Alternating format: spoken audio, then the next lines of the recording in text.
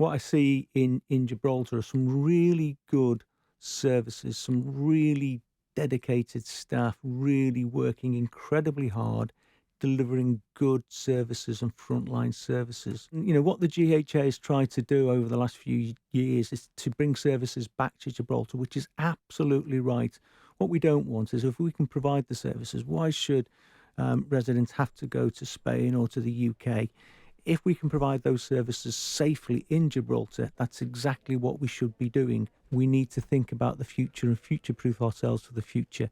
And the more that we can develop our own local staff within Gibraltar, the better. So we're doing some really innovative stuff for the future with Gibraltar University, thinking about the courses and the development of our own staff.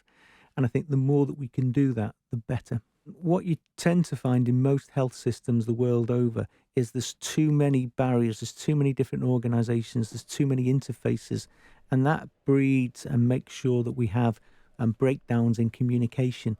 So what I'm trying to do, and what I think is absolutely right, and I think we've got the chance to do it in Gibraltar, is actually look at all of those services and have pathways where patients can come on the pathways from self-care right the way through to tertiary care, the most specialist care, and they should see those services as completely and utterly seamless. And if you look at the best performing health systems in the world, that's both in terms of health outcomes, but also in terms of the most efficient use of resources. They are integrated healthcare systems.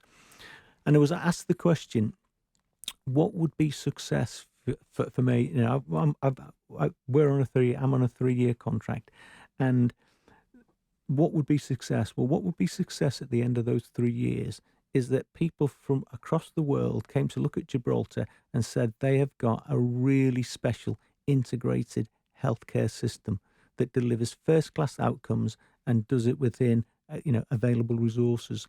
I think we've got a real opportunity of delivering that within Gibraltar, and I think that's what's so exciting about working and living in Gibraltar.